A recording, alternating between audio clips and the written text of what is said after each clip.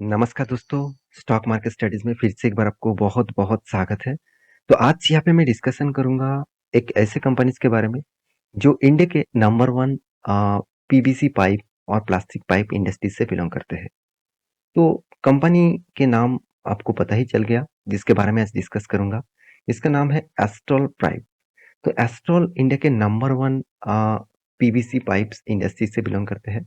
तो एस्ट्रल के बारे में आज डिस्कस करूँगा क्योंकि एस्ट्रल के ऊपर एक मतलब हमेशा मैं आपको जो न्यूज़ बना के दिया मतलब जो न्यूज़ आ रहा है उसके ऊपर जो डिस्कस किया, देखा जाए तो एस्ट्रल के ऊपर बड़े-बड़े एनालिसिस ने जो जो मतलब टारगेट है उसको रिड्यूस किया है। रिड्यूस मतलब हमेशा टारगेट अपर साइड में दिया जाता है मतलब अपर साइड में देखने को मिलता है। तो यहाँ पे अपर सर्किट साइड में देखने को मिला फिर भी यहाँ पे जो मतलब ट्रेंडिंग है वो डाउन साइड देखने को मिला है। तो किसने उस टारगेट को रिड्यूस किया और टारगेट को कितना कम किया, चलो वो मैं आपको यहाँ पे डिस्कस करूंगा। तो वीडियो को लास्ट तक जरूर देखिएगा और अभी तक अपने चैनल को सब्सक्राइब नहीं किया तो जरूर कर लीजिएगा। तो चलो देख लेते हैं आज के स्टॉक के डिटेल्स के बारे में। तो मैं एस्ट्रल के पिछले दिनों के चार्ट पैटर्न दिखा दूं तो कंपनी के ऊपर लगातार लगातार गिरावट का माहौल देखने को मिला था। और तो यहाँ पे 5 मंथ की आप देखेंगे तो 5 मंथ में भी करेक्शन देखने को मिला 8% के आसपास। 6 मंथ में करीबन करीबन 10% तक लॉसेस देखने को मिला। 1 साल में 3% तक लॉसेस देखने को मिला और 5 साल में करीबन 300% के आसपास रिटर्न देखने को मिला। और मैक्सिमम चार्ट पर ओपन कर दूं तो करीबन 33,000% का रिटर्न दिया। इतना शानदार रिटर्न कंपनी दे चुके हैं और कंपनी कोई छोटा-मोटा कंपनी भी नहीं है। अराउंड 37,000 करोड़ के आसपास इसका मार्केट कैप है। तो फिर भी इस कंपनी के ऊपर एक्चुअली फ्यूचर में क्या होने वाला है, किस तरीके से ग्रोथ होने वाला है, उसके बारे में तो मैं नहीं नहीं कहूँगा क्योंकि कंपनी बहुत स्ट्रेंथ है, कंपनी में बहुत स्ट्रेंथ देखने को मिलता है और एक अच्छा खासा कंपनी भी है और एक लॉन्ग जर्नी के लिए कंपनी भी आप बोल सकते हैं, एक लॉन्ग स्ट्रेंथ के कंपनी बोल सकते हैं। तो इस कंपनी के ऊपर शॉर्ट टर्म के लिए जो हमेशा टारगेट दिया जाता है, उस टारगेट को रिड्यूस किया है और किसने किया? चलो वो सबसे पहले मैं आपको दिखा देता हूँ। सबसे पहले आप देखेंगे तो द इकोनॉमी टाइम्स के ऊपर इस न्यूज़ को पब्लिश किया गया है। तो यहाँ पे देख सकते हैं रिड्यूस एस्ट्रॉल, यहाँ पे टारगेट प्राइस रुपीज़ 1752 और वो भी किसने दिया? यस सिक्योरिटीज ने। अब इसका करंट प्राइस कितना चल रहा है? आप ध्यान से देखेंगे 1852 और यहाँ पे देखिए टारगेट कितना रिड्यूस किया गया है 1752। इसका मतलब अभी भी 100 पॉइंट का गिरावट का माहौल देखने को मिलेगा। तो जब कोई कंपनी के टारगेट रिड्यूस किया जाता है तो एक थोड़ा सा पैनिक सिनेरियो क्रिएट होता है। तो आप कहेंगे सर रिड्यूस करने में जितने सारे मतलब इक्विटी निवेशक है जितने सारे मतलब as a long term investor है क्या उसके ऊपर इम्पैक्ट पड़ना चाहिए? देखिए सबसे पहले आपको देखना है कि कंपनी में कितना स्ट्रेंथ है। क्या कंपनी सही में लॉन्ग जर्नी के लिए तैयार है? क्या सही में लॉन्ग जर्नी कर सकते हैं?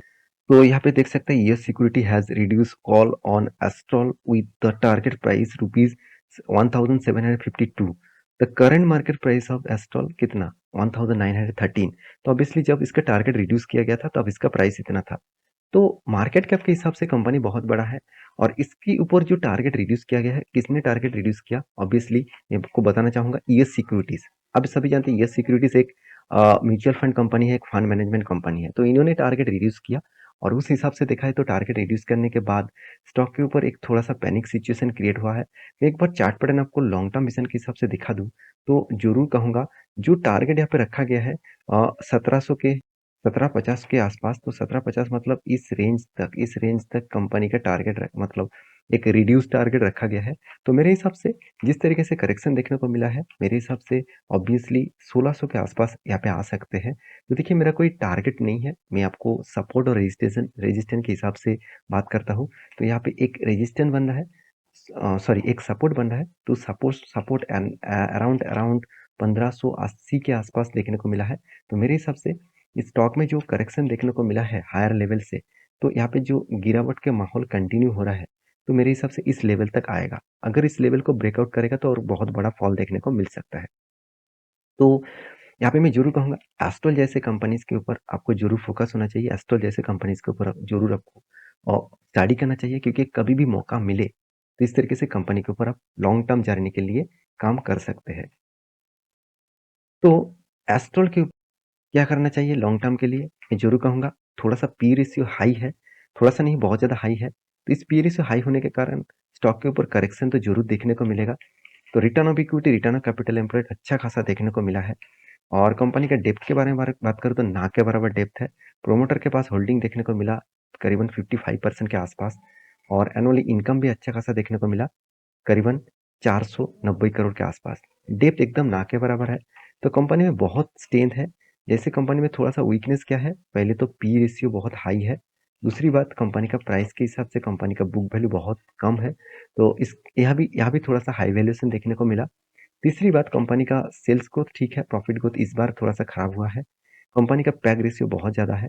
मार्केट कैप टू सेल्स बता रहा है 1 रुपये कमाने के लिए कंपनी को 7 रुपीज से भी ज्यादा पेमेंट करना पड़ रहा है। तो इंटरेस्ट कवरेज बहुत शानदार है, क्योंकि कंपनी का कर्जा एकदम ना के बराबर है, तो इस इंटरेस्ट कवरेज अच्छा खासा देखने को मिला।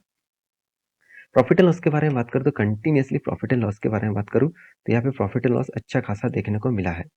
तो प्रॉफिट एंड लॉस भी अच्छा खासा देखने को मिला, और सेल्स ग्रोथ, प्रॉफिट ग्रोथ सब कुछ अच्छा खासा देखने को मिला। और यहाँ पे रिटर्न के रेशियोज में कंपनीज के ऊपर देखा जाए तो यहाँ पे 10 साल में 44%, 5 साल में 30%, और 3 साल में 27%, और 1 साल में कुछ छोटा मोटा करेक्शन देखने को मिला है। तो सेल्स ग्रोथ, प्रॉफिट ग्रोथ जो कंपनी का कंटिन्यूअसली यहाँ पे ग्रोथ देखने को मिला है, तो उस तरीके से कंपनी के ऊपर आपको हमेशा टिके रहना चाहिए। चाहे वो कितना भी गिरावट हो, और चाहे वो जितना भी गिरावट हो, उसमें आपको एक मौका देगा, उस मौके के हिसाब से फायदा उठा सकते हैं। तो कैश फ्लो के बारे में बात करूँ, कंटिन्यूअसली कैश फ्लो को मेंटेन करना, यहाँ पे मतलब मेंटेन करना कोई आम बात नहीं है।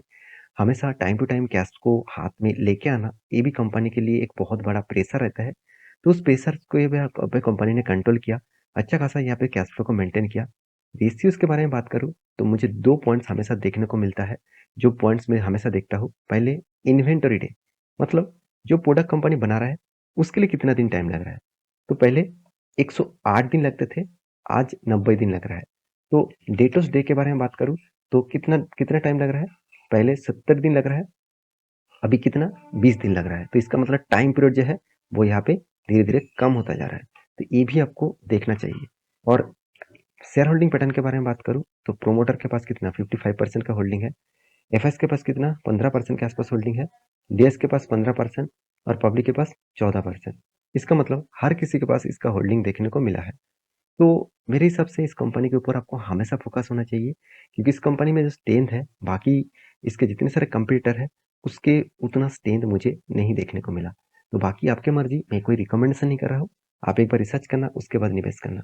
तो मेरे वीडियो अच्छे लगे तो प्लीज लाइक करना, चैनल को सब्सक्राइब भी करना। मिलते नेक्स्ट वीडियो में, तब तक के लिए अच्छे से रहिए, अपने ख्याल रखिए, बाय बाय।